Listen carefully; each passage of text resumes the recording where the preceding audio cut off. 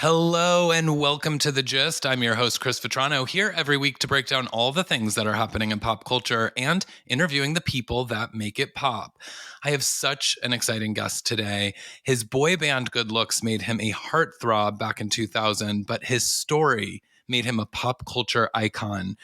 From the real world New Orleans and real world homecoming New Orleans, please welcome my guest, Danny Roberts. Hey, Danny.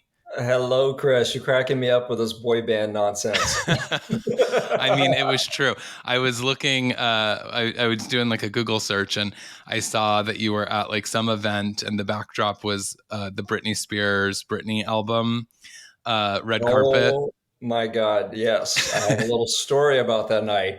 I had just Please. flown into New York. I literally just came from the airport, got off the subway or a cab, whatever, and I had my suitcase with me. My friend had told me we're going to a party, and all he mentioned was it was Britney Spears' party. I had no idea what I was walking into. Amazing. I literally showed up at the door and it's a scene, like a paparazzi scene, and I'm there with my suitcase. That's amazing. I felt And like such an idiot. you're on the red carpet at a Britney Spears event. That's amazing. Literally. That's awesome. Well, hopefully they let you, stash your suitcase somewhere so you can grab some of those Yes, photos. after some weird looks and some awkward interactions, we put my bag away and I went in, and then I just felt like, what am I doing here? I do not belong here. That's amazing. Absolutely inappropriately dressed, sweaty from a plane, just a hot mess. And did you Very meet fitting. Brittany? I don't remember. Okay. Well, There have been multiple occasions over the years where we've been tangential to each other, mhm. and I know her circles, Yeah. but I don't know if we've actually ever met. I Yeah. doubt it. Well, I mean, I'm glad that you shared because I was like, I'm definitely going to have to get this story from Danny about the red carpet. I didn't know that there was actual like a great story to tell there. So that's It amazing. was very not intentional. I just landed in the middle of it. That's Story of my awesome. life. That's awesome. Well, speaking of which, I'd love to like kind of take us back to the year 2000 and how did you end up in the middle of kind of this huge phenomenon at the time, which was the real world before kind of the reality TV craze. It was like kind of the original reality TV program. And how did you sort of land on in New Orleans for that season? Yeah, yes, the real world is the mother of all reality TV. Has started the whole craze, for Yeah. better or worse. Yeah. Back in the day at this time, it was the only reality television show. However, very different from what people know of as reality TV today. That we're talking, this is real world was documentary style, Yeah. which I think I don't know. I think is bizarre to a lot of younger people viewing today. Yeah, Um, I mean it's very different. I mean it's still on today, but it's like even it has changed so much than what it used to be. right, it's entirely different now. So I've Yeah. heard. My season is actually streaming on Netflix right now. My old season, which is so bizarre. Yeah. But yeah, I landed in that because, well, growing up, I did not have cable in my little small town where I grew up in North Georgia, but Hmm. I did get peeps of the show here and there. And back in the day, anybody who was around, it was the show. Yeah. Everyone was obsessed with it. You wanted to follow along, watch every season. It was such a big deal to see who was going to be on the next season. Yeah, absolutely. And it was never like a goal of mine. But when I graduated from University of Georgia in 1999, I had no idea what I was doing with myself next. And a friend of mine told me that she heard there were tryouts coming to town and I should go. So I took her word, and what a brilliant escape from life at Yeah. that age, just coming out of university. What else are you going to do? Yeah. And that's what led me to going down to try out. I actually got in line. It was a frickin' boiling hot day in August in Atlanta. I almost left the line, but I met now a dear friend of mine in life. We met in line. She was in front of me. She encouraged me to stay in line, so I owe it all to her. Yeah. And I she was did trying. not make it on the show. She did not make it, Okay. but she was trying. I was trying to encourage her to leave and go get a drink and just forget the whole thing. It was silly, and she encouraged me to stay in line. And I didn't know it that day, but I was shooed in from the start. Yeah, Still went through the entire tryout process, which was very intense, but I'm sure. I was shooed in that day, and the rest is history. That's amazing. Yeah. And But my reasoning to do it though, once I started taking it seriously as the next step in my life, was honestly, I wasn't really out. I was only just exploring my sexuality. I was out to a few friends close to me in school, but really not even out to myself yet. yeah, And I viewed it as a juncture, a way to really own that part of myself. There that's was no amazing. going back. No going back. Yeah, no, I mean, you came out in a very public way that, not a lot of people, obviously have that opportunity, but also it's a scary thing to come out, um, in general, whether it's to your family or to your friends or just to yourself. And you did it in this like very highly publicized way, and then really became like the face of the LGBT kind of movement and everything that was kind of happening at that time. Like you were the center of that in a lot of ways. And that must have been a lot of pressure for you. I didn't understand the extent of it at that time. And yes, it was very scary. There were very, very few people were publicly out then. Yeah. It's just, it wasn't a thing. It wasn't safe. It wasn't the norm. I can count myself as one of a handful of people who were the first to ever be out on national television and Yeah. globally. The show aired all across the world. Yeah.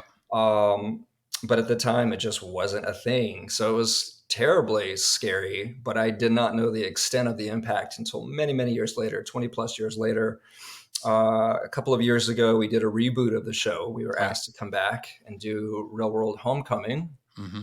They've done 3 seasons of it, and ours was the third installment, probably the last. I don't think they're going to do anymore for whatever reason. Oh, really?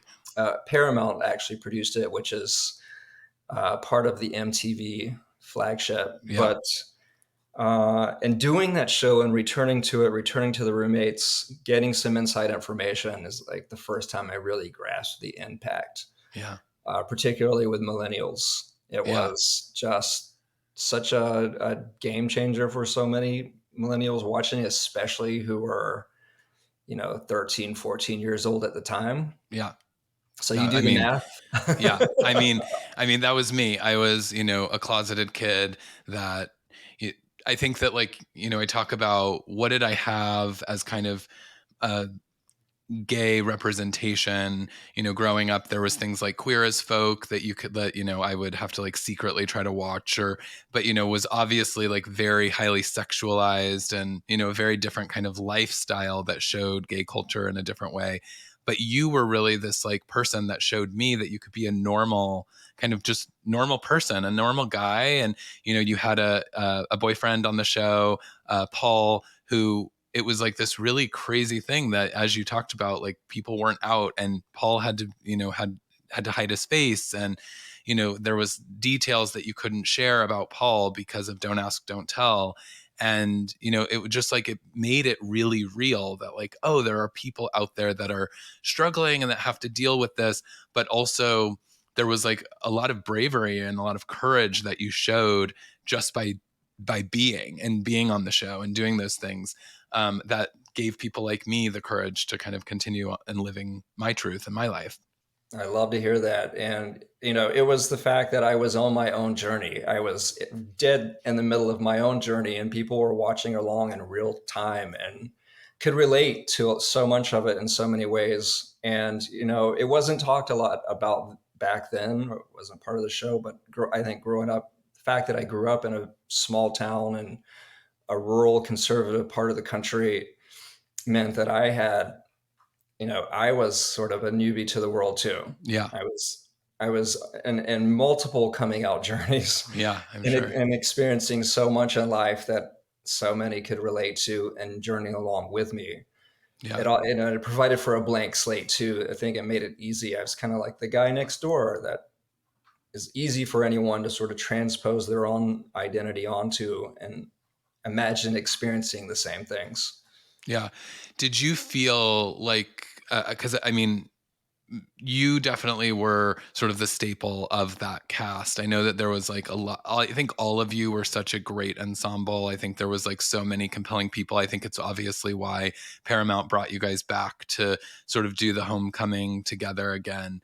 But you were truly kind of like becoming a star too, because you went on, obviously I know that you guest starred on Dawson's Creek, and you did some like things. You were in like the teen magazines and things like that, I as like truly dabbled. a heartthrob. And did you feel that like while you were on the show that that was going to happen when you came off, or how did that sort of come to No. be? In spite of like coming across as if I was very confident at the time, the truth is that was just the naivety of a young person. Yeah, It's so easy to be confident when you're young. Life hasn't beat you down yet. yeah, yeah, But the truth is I wasn't very confident. And, I had tons of self questioning going on. And I definitely never put myself in the shoes of any of what came about and what transpired after the show aired. yeah, It never felt natural to me, though. I didn't. I feel very uncomfortable being the center of attention, and I always have. I've never done great in that role, and yeah. it just always felt very uncomfortable. Extremely flattering, an incredible life experience, but it just never felt natural to me. Yeah, was there a moment that you actually said like this isn't for me, because you did start dabbling and doing things after the show. You also went on, to one of the battles and stuff, but was there a point in which you said I'm going to walk away from this, it's not for me? I had loads of those moments, but it boiled down to the fact that at the time I was with my boyfriend who was in the military. Hmm. It was a big part of my story. It became centered around this guy that I was with at the time and was with for many years after. And he was in the army during the time of Don't Ask, Don't Tell. So our lives were like oil and water. Yeah, And that relationship was really important to me at the time. And I prioritized it. And our worlds just didn't mix. right. It just, so it was natural for me to walk away from all of it if Yeah, I wanted to see myself in that relationship working. right. Because Now that he relationship had to didn't be work out, hidden. but for different reasons. Yeah. But he had to be hidden, and so you sort of by proxy had to kind of hide yourself as well in order to protect him. Yes, and don't ask, don't tell was uh, forbidden for gays to serve in the military Yeah. openly. So that's why it's called Don't Ask, Don't Tell. Yeah. As long as you were quiet about it and kept it to yourself as a secret, you could serve in the military. Yeah. And so it was very bold of him to come on to the show and expose himself to any degree that he did, even though his identity was blurred and hidden. It was dangerous, Yeah. and I felt every bit of that pressure through that entire experience for a few years there and after. Hmm. And it really it damaged that relationship, but it made that existence impossible. Yeah, absolutely. Were there any repercussions of Paul appearing on the show? It did have a lot to do with why we eventually split. It just irrevocably damaged that relationship, Yeah. uh, created so much tension, and ultimately between the two of us, there was a lot of Yeah. just resentment from each of us, and bringing each other into the scenario, even though it was no fault of either of our own. Yeah. It was just the natural outcome. And, ultimately, Paul left the military. So the Hmm. outcome for him was he decided to leave the military. It became too stressful, too much pressure, Yeah. living this double life, knowing what he had done. And even though his identity was not revealed, people wanted to know. Yeah. And this is in the early internet days, so even with basic information, people were already sleuthing, Yeah. and his voice was very it was very particular. If you heard him, you knew it was him. Yeah. So it led to him leaving the military. I think he would have like to have retired from the military, Mm. but he left. Because And he felt the pressure. he was an airborne ranger, so he was a captain in an elite unit. So Wow. it was a huge sacrifice. Wow. We both tried to make it work, but it was not intended. Yeah. Well, and like you said, the relationship didn't last, but you did get to revisit and reconnect on the Homecoming series, which I'm sure producers, pushed you guys to do to sort of close the Paul chapter that we had all kind of known and followed, and I think felt very connected to from your original season. What was that like? Do you feel like you found closure? I'll be honest, I didn't want that to happen whatsoever. Mm-hmm. I had completely moved on from it in my life Yeah. and had that locked away in a box. But, from the minute that we agreed to do Homecoming, the producer started to hound me immediately about bringing Paul back Yeah. to interact with Paul. And I hadn't seen him in many years, and I felt it best that way. Mm-hmm. And in spite of me saying no, they really pushed for it. And I realized towards the last minute that they were going to make it happen regardless. Yeah. And they had absolutely already reached out to him Yeah. Of and course. communicated and decided they were going to bring him on to interact with me. So I decided to go with it. So I at least had some agency. Mm-hmm. And it was interesting to see him again. Yeah, I'm sure. Part of me is grateful for it because it was nice to see him and have some closure of some Mm-hmm. sort. But the truth is the real kind of closure that needed to happen there didn't need to happen on television. It would need to happen between the two of us in private at Right. some point. Yeah, and unfortunately, you know, when you're in this kind of experience, you had this very sort of public relationship. Obviously, we've talked about his identity was not revealed, but people felt connected, and you put that in. You gave us a little insight into the relationship. But most people, when they end a very serious relationship and decide I'm moving on from it, they don't have to revisit that person however many years later. Ever again. And you end up kind of getting forced to do it because of the nature of what the show is. And of course, producers want to tell that story because it was such a big part of your storyline, and went on to be such a big story in general for the queer community. Yeah, it was it was an important relationship for the queer community at the time. There were so few examples that were Yeah. public. I actually, I can now look back and see that I stayed in the relationship. I think we both did for many years beyond when we should have. We were together for probably 8 years, Mm. but we were together for many years beyond when we should have because we did feel this sense of obligation to keep the relationship going for the public Yeah. consumption, which is so weird. But it was very subconscious at the time. I felt obligated to keep that relationship going as a Mm. beacon. Yeah. That's However, interesting because you were also hiding, as you said. So it's like you were right, doing it for the public, but also the public, you weren't exposing yourselves. right. But ironically, being forced back into the closet just as I just, Mm-hmm. so publicly came out in such a weird way, we were forced back into a closet. Mm-hmm. It was just way too many juxtapositions and way too complicated. Yeah. And given Absolutely. its in natural circumstances without all of this pressure, I think we would have walked away from each other 3 or 4 years before we actually did. Wow. Yeah. Yeah. I mean, that's very interesting. And so, again, you after the show, you really became the face of the LGBT community in a lot of ways. And like I said, you made some guest starring appearances, and you did the battle. And I know that then your life you kind of walked away from it all, and now you are living in Vermont and in a cabin, and very very different than sort of being in New York and around the Britney Spears red carpets and all the things.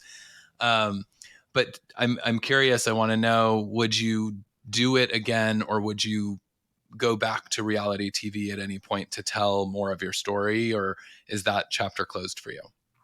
I I ask myself all the time this question, and I vacillate all the time. Even would I, if given what I know, would I go back and do this thing again? It's a 50-50 toss up. Uh, there were so many incredible things that came from it. So much. I feel like I've lived several lives compressed Hmm. into one Yeah. through all of this. I've met so many amazing people and learned so much along the way in this journey. But at the same time, it came with a huge cost, huge distraction. Hmm. I could take it or leave it, I think. Yeah. Like, Yeah. it's such a toss up. Yeah. It's hard to say. And like in general, no, I really have no interest in being on reality television anymore, especially the beast that it is today, given social media and what it all is. Hmm. That's not my game whatsoever. I would love to be on the traders though. That's the one Oh, exception. perfect. I was gonna find a way to bring that in because they have been bringing obviously CT and Trishelle on this last season, and so I wondered if like that was gonna be where I went with this is maybe not in a documentary style kind of like put your life out there, but would you do something like a game show like The Traders or something? So I would love it. There's a fascinating psychological component to it. Hmm. And let's be real, I would just love to win the prize. Oh yeah, absolutely. Yeah, I mean, I'm obsessed with all things traders. Trishelle was on the show a couple of weeks ago, and uh, No, right I on. I had reached out originally, like when the cast was first revealed, and I was like, Trishelle would be a good one with how I mean, she's kind of like the queen of reality TV, um, where you became the face of like LGBT. She was like this reality star that really put. Um, Reality TV on the next level of like people becoming sort of obsessed with you guys as characters and becoming celebrities really because of her sort of antics and things that happened and so I was like, yeah, I really want her. And they said, well, we're down, but we've got to wait until she gets voted off the show, until she's not on the show anymore, so that she can tell her Uh, whole story. So every week I was like, oh, is this the week that I'm gonna have to like schedule this with her? And I told her like I was every week I was like ready for her to get killed or something, and I was like, well, if she doesn't, I guess that's great, but also I'm ready to like have this conversation with her. And so it was great to see her win and and and, see and if take she the gives prize. the rest of us hope that we could possibly win. Yeah, absolutely. And I mean, I think that would be great. I think that would be a great way for you to come back and be back on TV. I would love to see you on The Traders. We need for the public to start a letter campaign, whatever it takes, to reach Yeah. producers and make it happen. Yeah, I mean, I feel like you just need to reach out to them and say, "Hey, I'm available," and I feel like they would take that in a heartbeat. Well, Um, I have put many signals out into the universe. If it is intended, it will happen. yeah, that's amazing. Would you do you want to be a trader or a faithful? I would not talk about any of my strategy because I don't want to destroy my chances from the start. I You, I talked to New York Times a couple of weeks ago about it. They just did a little story about those of us that would like to be on it. yeah, And the same thing, the reporter was like, what's your strategy? I'm like, who in the world's going to come up and talk to you about their strategy? I know that ruins That's the no chances of going. getting cast. Have you also dipped into the international versions of the show? I actually started off with the international versions. I started watching the Australian version first. Oh, nice, Yeah. nice. Yeah, I haven't watched New Zealand yet, but I've watched UK and Australia, and I mean some strategy for sure is happening on those ones. So, um, if you've already seen that, then I feel like you're primed and ready to go to I'm the show. I've been doing my homework. Well, yeah, we just need to start a campaign then to bring you back to TV, get you on Traders season 3. I imagine that it's happening soon, so we got to make this So, happen quick. so to your listeners, do you hear this? We Yes. need you to start a letter campaign. Make it happen. Yes. I can't believe, I mean, I can't believe that it would be that hard. I think given that you talked to the New York Times about it, I mean, they've got to be chomping at the bit to have you back on screen. We're still waiting to hear, but Chris, I just think you're biased. I mean, I would love to see you back on and definitely on the Traders because I just love that show. I think actually Melissa would be really good on that show too from your Melissa's season. actually the one that got me into it, Okay. and Makes sense. we're referring to Melissa from my season Yeah. of Real World originally. She is the one that got me into it, got me watching it, and I think she would actually be incredible on it.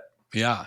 No, I think she would be so good. I mean, I feel like she'd be a great faithful because she just would be bringing like so much to the table, and I think she could really rally people in a certain way, and so that would be great. And seeing you guys both together, I feel like you guys have such good chemistry on screen that it really comes across. Ideally, that would be the case. Yeah, I would that would be love, amazing. like, a perfect scenario would be us tag teaming on it. Yeah. Speaking of your cast, do you keep? I mean, obviously, I know you guys just did the Homecoming a couple of years ago, but do you keep in touch with anyone else? It sounds like yes, Melissa, but what about the Yeah, rest? we have all been in touch with each other. What's strange is after the first run, 24 years ago now, which Yeah, is fucking mind blowing because it amazing. still feels like yesterday in a lot of ways. Yeah, it does. Uh, it's we completely lost touch with each other right from the start. Yeah, Part I think all of you did. Yeah, I think a lot of it was just self-preservation. We got swept up into the hurricane of the aftermath. Yeah, Even though we actually all needed each other desperately, we needed to lean on each other and support each other.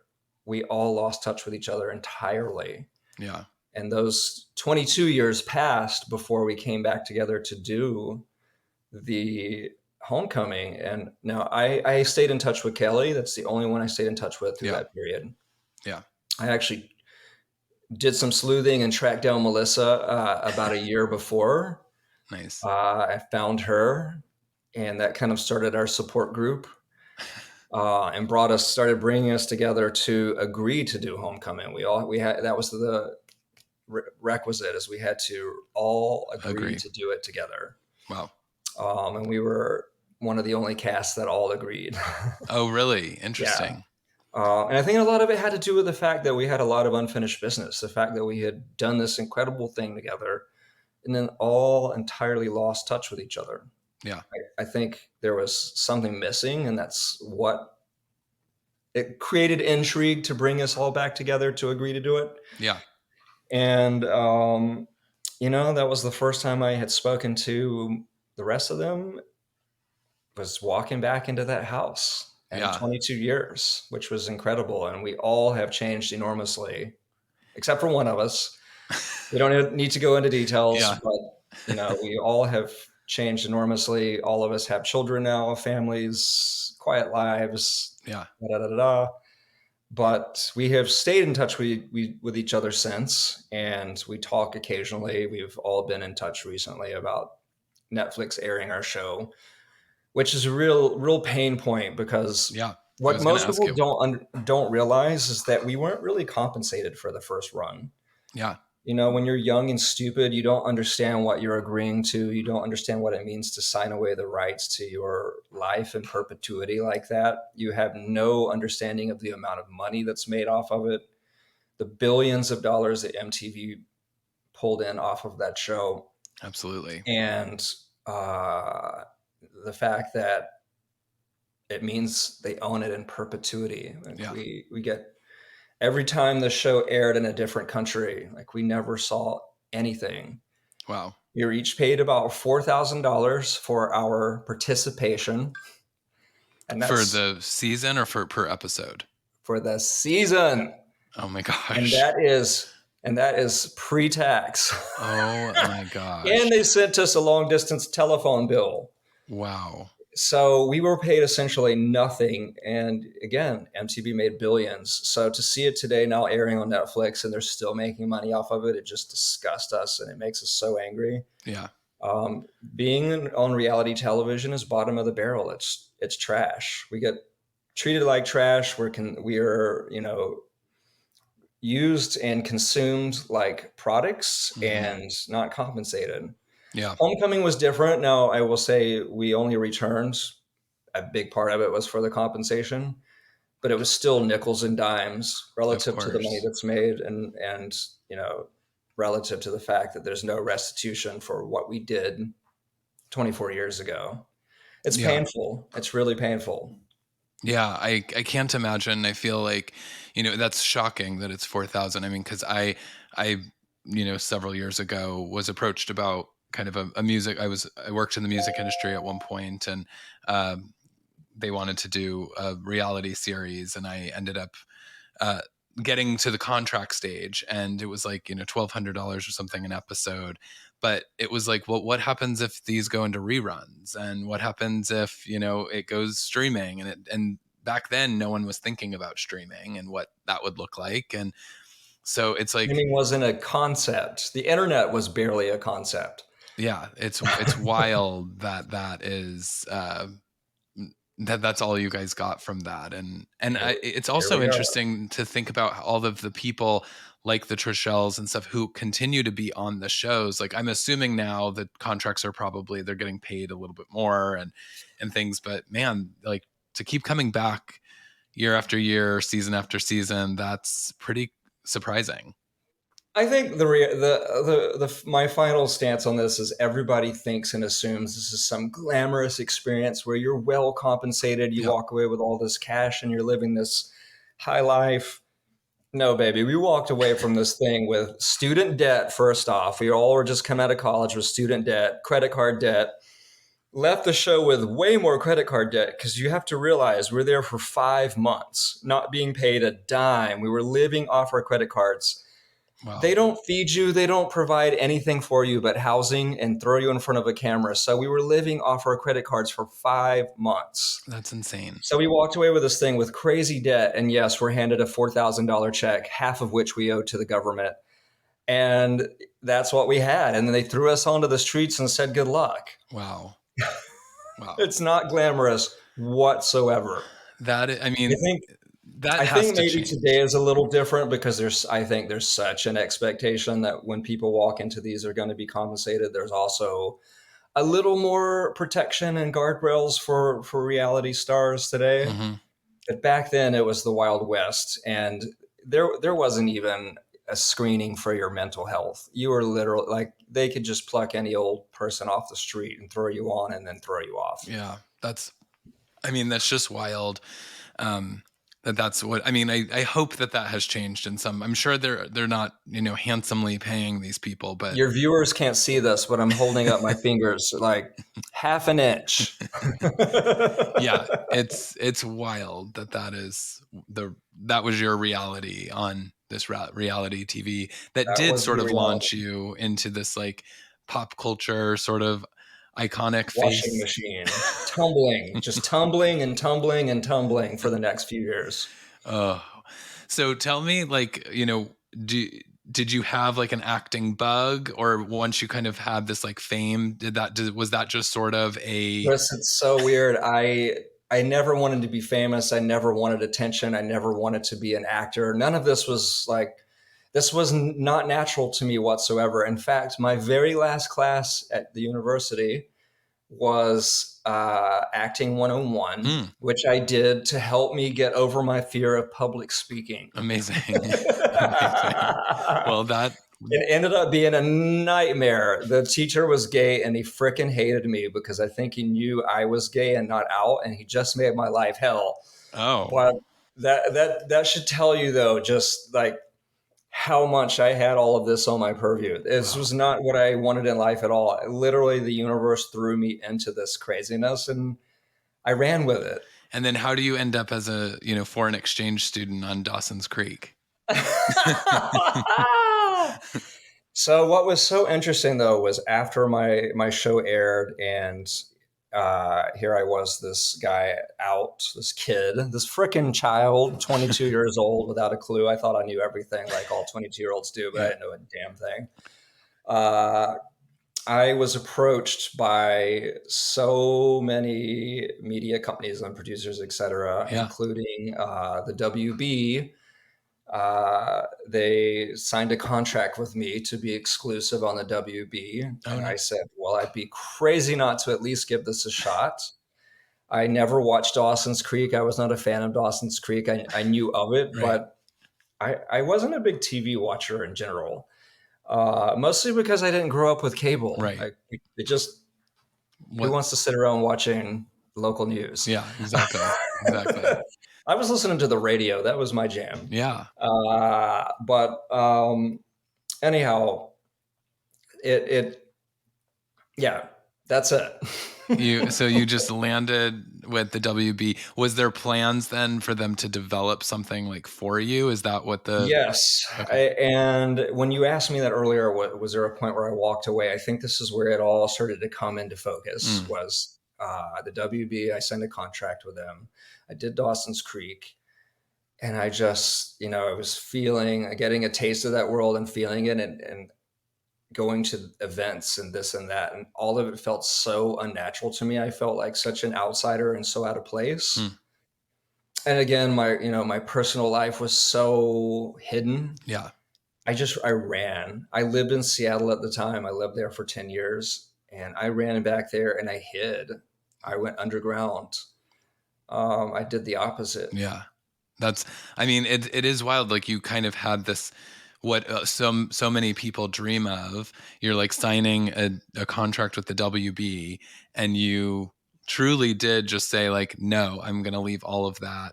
And you did kind of become hard to find. Like I remember being like thinking at times like, when there would be the battles or something, I would see a commercial for something that was happening with bringing back some of the old real worlders and stuff, and I was like, whatever happened to Danny? Like, where's Danny? And it was Yeah, hard kind to of the find you. last thing I did was Battle of the Seasons. Yeah. I did it, and which is the challenge, Yeah. uh, which back in the day was only intended to be real worlders versus road rulers. Right. And by the way, I forgot a very important. Let me segue it for a minute. I Yeah. forgot an important piece of the story. I was actually originally cast to be on Road Rules. Oh, really? They wanted me to be on Road Rules, and I said, "Hell no! I don't. I don't want to be in a motorhome with a bunch of other crazy Yeah. kids. That does not interest me at all. I really wanted to be on the real world or nothing. So they put Interesting. me on the real world, but anyhow, so yes, I did about a year after my original Real World series. I did the challenge, which was a load of fun. I actually had far more fun doing that than I had when I did the Real World. Just it was the right cast, the right time, and I won. Yeah. Exactly. Yeah. I won, which was like the Amazing. spoiler. Nobody expected me and Kelly to win whatsoever. Yeah. And then But that was kind of it. After that, I just shied away from it all and I disappeared. I erased myself and I didn't want to be found. I was one of the last people to adopt having a cell phone. I was not on the internet. I stayed off the internet mostly because I just wanted to avoid reading about myself not being found for many, many, many, many years. Yeah. I just vanished Yeah. and I slowly crept back into the world.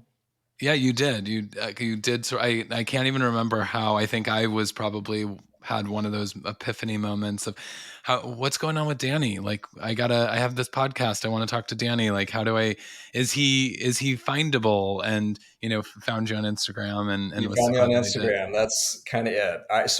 I work in the tech startup world. I recruit. Yep. So I spend a lot of time on LinkedIn, but that's kind of the only other place you can find me is LinkedIn, and I am on Instagram. And in Vermont, you moved during the pandemic. So it was a complicated story. I actually lived in Manhattan at the time Mhm. when COVID hit. I lived in Manhattan. In fact, I was on vacation in the Netherlands when it hit, in Belgium. Oh wow. And I'm walking around Europe going, where is everybody? Oh my gosh. I Wow. get back to New York, I get on the subway, there's not a soul. And I'm like, did I miss a memo? What is going on? Wow. And I got home and found out this illness has struck that I have been completely ignoring, by the way. I just was like, la, la, la, Yeah. not a thing. This is hyperbole from the media. Yeah. and COVID slammed New York, and it was scary as hell, killed so many people there. I just waited every day. I'd wake up and just wait for it to hit me. Yeah. I actually already owned my place in Vermont. This was my little cabin escape in the woods that I Mhm. would go to occasionally. And as soon as I could, I fled the city and I went there. Thought that was going to be a 2 week span, and today I live there. Yeah. I think I hit a wall. I've lived in big cities, New York, Seattle, etc., for 25 years of my life, and I just kind of had enough. I'm freaking over it. Yeah. Yeah. And now you live there with your daughter. Yes. Tell us like a little bit about what you're up to now. I mean, you're a tech recruiter. You've got your daughter. She's 6. Yes, I mentioned I work in the startup world. Nothing sexy. I'm not doing anything sexy and exciting. It's a regular old life. I do tech recruiting in the startup world. I have an 8-year-old daughter that I adopted Eight. at birth. Her name is Naya. She kind of takes up all of my time, and parenting is kind of boils down to this. It is freaking cooking, doing laundry, chores 24/7. There's nothing sexy about it. Well, at some point, like, they grow out of the age where they need so much from you, and then you can rejoin. I'm soaking up every moment of her that I can get now. She's starting to enter, like, I can see her little preteen mind starting to cook. Amazing. She's still very cuddly, and I just soak up every moment that I have left. Oh, that's awesome. And so what would happen if you did go on the traders? I mean, that would be a big investment. You'd have to leave her It behind. would be a huge investment, just like going to do the homecoming was a huge investment. Yep. Yeah. How long was the But homecoming? Were you guys there like a week? this time it was only a month. We Oh, were in New Orleans for a month, but you got to remember this was during COVID, so we had to go and quarantine for a week. We were locked in the house together. There's an episode, by the way, it's streaming on Apple TV. I just discovered. oh, okay. It's Yeah, also on Paramount Plus, right? well, Paramount Plus produced it, but Paramount Plus licensed it out to Apple. Got it. So it is no longer on Paramount Plus. Okay, got it. And you have to pay to stream it on Apple TV now. Oh, of course. Yeah, it's one of those. You have to rent it. Well, I've seen Yeah, it. it's I really watched weird. it. They didn't tell us any of this. They just did it. And one day somebody contacted me on Instagram and was like, "I just watched you on Apple TV," and I was like, "Really? How?" And sure enough, There it is. that's how this world works. But we were there for a month. We quarantined for a week. We were locked in the house the entire time. There's one episode where it shows us all going out together to a bar. Hmm. The truth is that entire episode was manufactured. Everybody that was there had been chosen from a casting Oh, session. They had been tested for COVID. oh my Of course, these gosh. were all huge real world fans that were there, but you don't get that. You don't get that sense from watching the Yeah. episode. It looks No. like we just are going out and partying, but Well, and this was during COVID, so you couldn't do that. wasn't there a parade? Did you guys do that? Same story. Oh, really? Everybody was Cast. cast, screened, tested. Wow. Yes, Wow, that's some like real behind the scenes tea. like a huge production. I can't believe they did that. Wow. Yeah, no, I can't either. You said that you were the third season. I knew that they did New York, and then I thought it was. They did the original New York season, which, by the way, is the best season of the real world. It was an original concept. Nobody had a clue Yeah. what it was. Nobody being cast had a clue what it was. Yeah. They all walked into it with a blank slate. It is as real as it gets. Yeah. It's incredible. I love that first season, which is kind of the only one I ever got to really see, and that's what roped me in and to think, oh, this would be really incredible to do this. Yeah. But they did a homecoming with them, and they did a homecoming with the LA season, Oh, I didn't realize they which did was a the very LA. strange choice, Yeah. I think. Yeah. I can't even tell you a lot about the LA season, I but read a lot that everybody was really vying for San Francisco, yeah. but again, the entire cast has to agree to do it, and Interesting. apparently that cast did not agree to do it. Interesting. Yeah, I asked Trishelle because I had said, that I had watched the New Orleans homecoming, and I was like, I feel like Las Vegas, you guys were also a cast that kind of people remember. And she said that they all still keep in touch. And she's like, oh, yeah, I see them all the time. And so I'm surprised that they haven't done it yet, because it seems like they would all be down. She seemed down for it. I have to admit, I've never seen it. I stopped watching The Real World after I made it. It's kind of like learning how the sausage is made. Yeah. The magic is gone. Yeah. Oh, I'm sure. To me, I like if that's my Instagram handle, as I've seen behind the wizard's curtain. Yes. That's what I'm referring to. Yeah. I have seen how the magic is made, and it kills the magic. And I stopped watching it after that. I've never seen a season after mine. Yeah. I mean, But you're- but as far as I know, The Homecoming was greenlit for 3 seasons. okay. And for whatever reason, they decided not to produce anymore. That was the Interesting. end of it. Yeah. Yeah. I enjoyed seeing you guys all back and dealing with some of the uh, Unfinished business. unfinished business. Yes. There was definitely some unfinished business Yeah. that was left locked away from 22 years prior. Yeah. And I have to imagine, like, even Kelly, like, coming back, and, her life is very different than it was on the first season and stuff. Like, it's an investment to, I mean, I didn't realize you guys were there a month. I thought it was like a week. Nope, we were there. We filmed for 3 weeks. Okay. So, but compared to the original 5 months that we filmed, Yeah. like a snap. Yeah. It went that way. But yeah, I gotta say, I gotta give Kelly credit. I love Kelly. That she's kind of like my sister. She was probably the least willing to do it, but she bent over and took it up the ass for the rest of us.